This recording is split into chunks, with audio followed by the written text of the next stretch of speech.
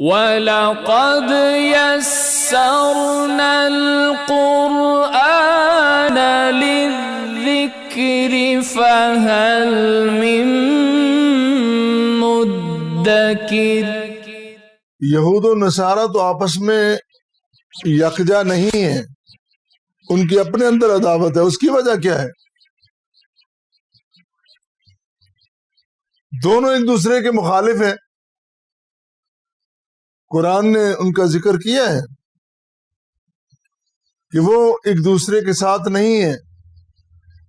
دیکھیں، بنی اسرائیل میں یہودی پہلے تھے، موسیٰ علیہ السلام پہلے آئے، وہ اپنی شریعت لے کے آئے، کتاب ملی، اور کتاب کے ساتھ جو سلوک قوم نے کیا وہ آپ کے سامنے ہے۔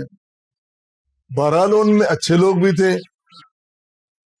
کتاب کو ماننے والے بھی تھے، اللہ کے بندے بھی تھے، لیکن جب ایک وقت جو وقت اللہ کو پسند تھا یا اللہ نے معین کر رکھا تھا، اس وقت پہ اللہ تعالیٰ نے عیسیٰ علیہ السلام کو بھیجا۔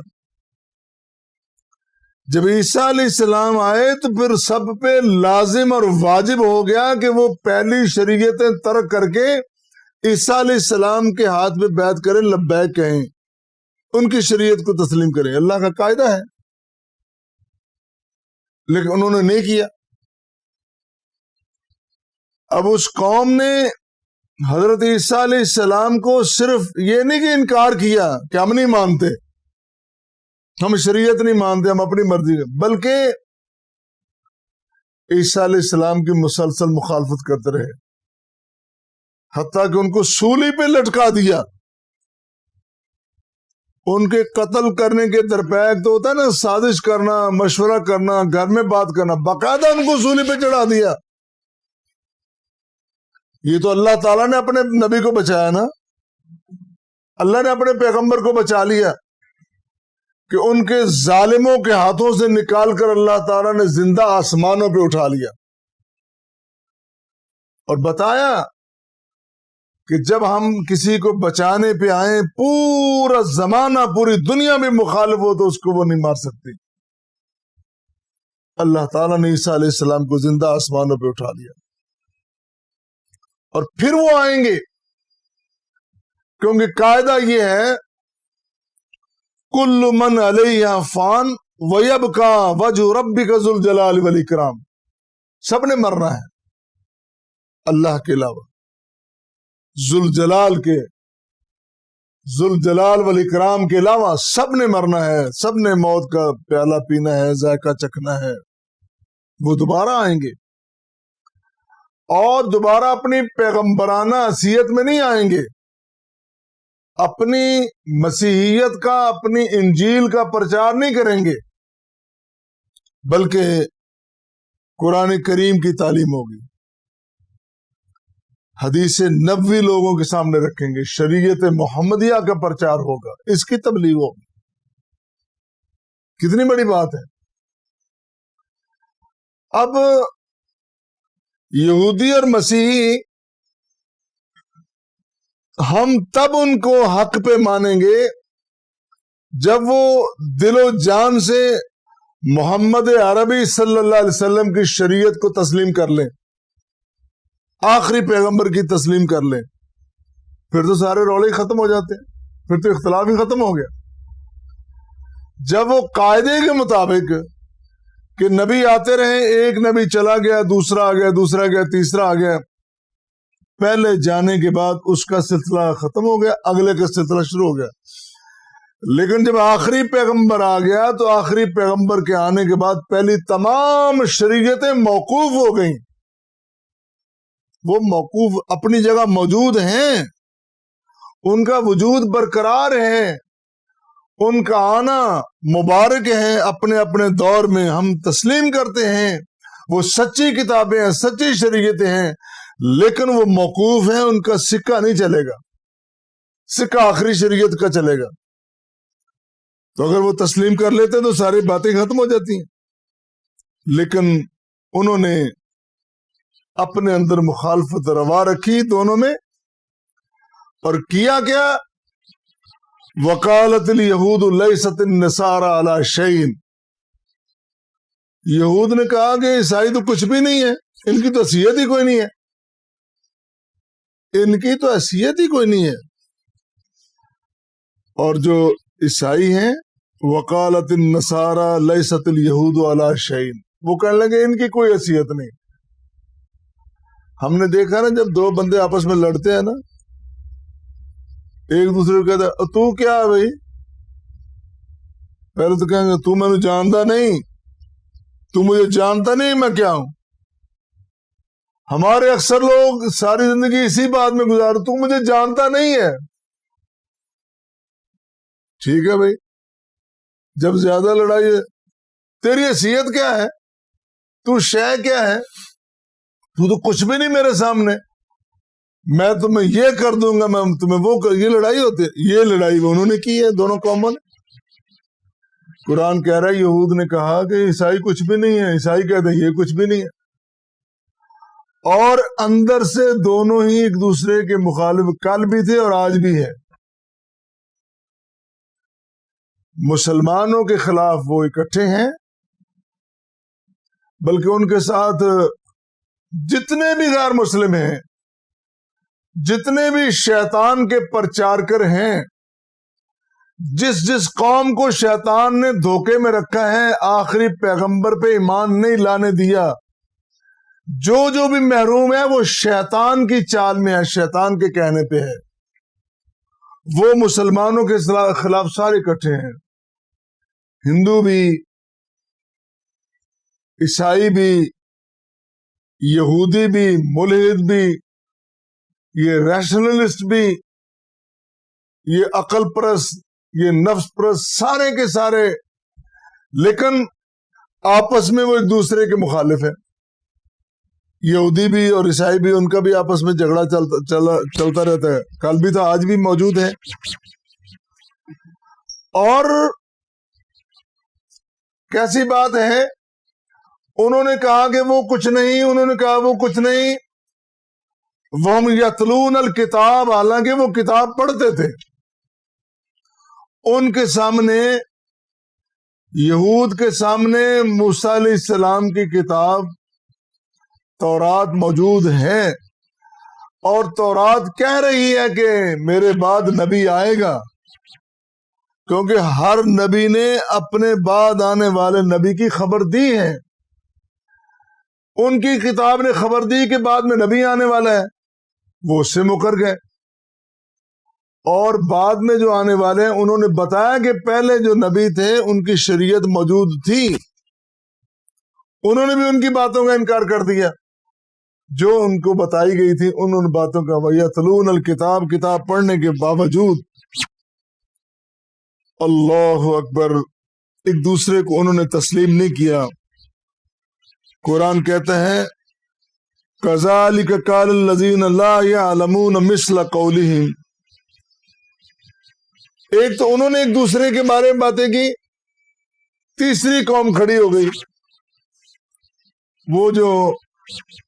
وہ انہوں نے بھی ایسی ہی باتیں کی، تو قرآن نے کہا کہ فَاللَّهُ يَحْكُمُ بَيْنَهُمْ يَوْمَ الْقِيَامَةِ، دنیا میں اللہ کا ایک دستور ہے، دنیا میں جو زندگی ملتی ہے، اس زندگی میں جبر اور زور نہیں ہے۔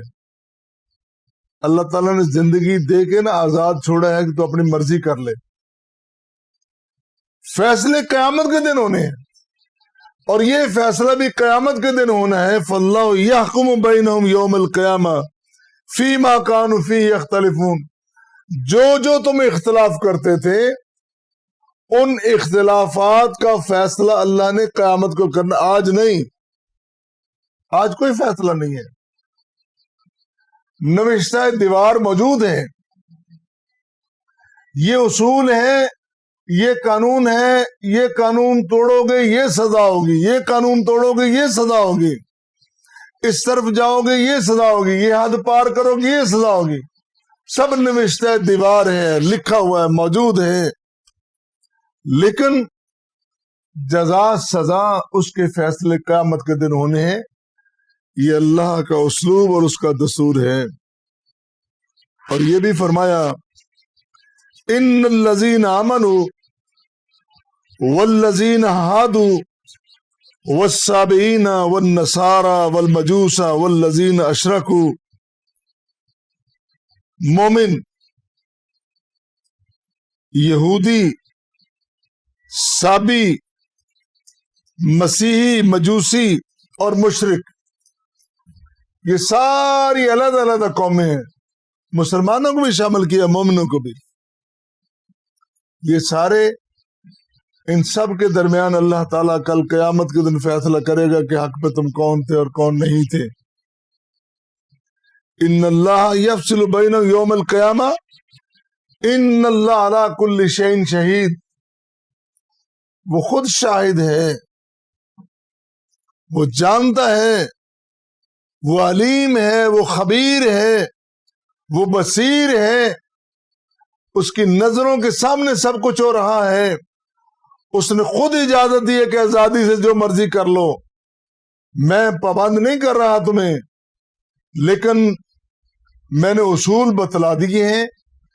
ان اصولوں کے مطابق کون چلا، ان اصولوں کی خلاف ورزی کس نے کی، یہ میں کل قیامت کے دن فیصلہ کروں گا. اللہ اکبر.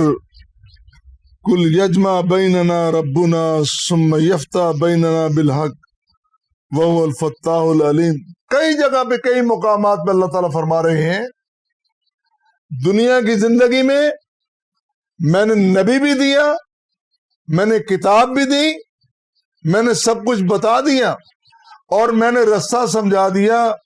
انا ہدینا السبیل اما شاکرا و اما کفورا. ہم نے کفر کا راستہ بھی بتلا دیا اور شکر کا بھی.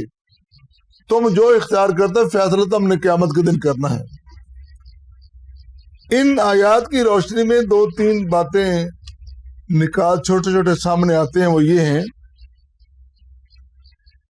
کہ اہل کتاب سمجھنے جاننے کے باوجود نفس پرست ہو گئے، اپنی خواہشات کی انہوں نے پیروی کی. اور دوسرا یہ کہ تورات، انجیل، ان کو جاننے والے جو تھے ان کو اہل علم کہا گیا ہے، اور جو ان کے علاوہ تھے اس وقت قرآن کے آنے سے پہلے، تورات اور انجیل کے علاوہ جو تھے ان کو کہا گیا کہ لا یعلمون الکتاب. اور تیسرا یہ علماء نے نقطہ یہاں پہ بیان کیا ہے کہ علوم وہ پڑھنے چاہیے، شاید کسی پہ یہ بات گراں گزرے، اس لیے میں نے کہا کہ علماء کا یہ نقطہ ہے، مفسرین کا. وہ کہتے ہیں علوم بھی وہ پڑھنے چاہیے جو دین کو سمجھنے میں مدد دیں، اور جو دین کو سمجھنے میں رکاوٹ پیدا کرے وہ علوم نہیں پڑھنے چاہیے. سیدھی سی بات ہے. کوئی بھی علم ہو، اگر ایسا علم ہو کہ جو دین سے ٹکراؤ رکھتا ہو تو وہ علم نہیں پڑھنا چاہیے. وہ جس طرح کہا نا کہ ہم ان کتابوں کو قابل ضبطی سمجھتے ہیں جنہیں پڑھ کر بچے باپ کو خبتی سمجھتے ہیں. شاید شعر آگے پیچھے ہو جائے. بہرحال ہے ایسا ہی ہے کہ اگر ایسی کتاب جس کو پڑھ کے بندہ اپنے باپ کو خبتی سمجھے تو ایسی کتابیں تو ضبط ہونی چاہیے. تو ان علوم کا بھی کیا فائدہ کہ جو دین کو سمجھنے میں مدد ہی نہ دیں. چوتھا نقطہ یہ ہے، علماء نے یہاں لکھا ہے کہ نفس کی پرستش کرنا، نفس کا پجاری بننا، یہ بھی شرک ہے. قرآن کی بجائے، اللہ کے احکام کی بجائے بندہ اپنی باتیں خود ہی سوچتا رہے.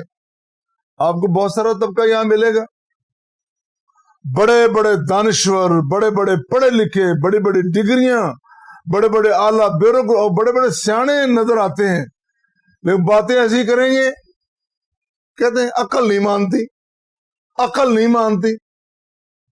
بھی تمہاری عقل کیا ہے؟ تمہاری عقل کی حیثیت کیا ہے؟ تمہاری عقل کی بساط کیا ہے؟ جس کو تم لے کے اتنا بڑے اترا رہے ہو؟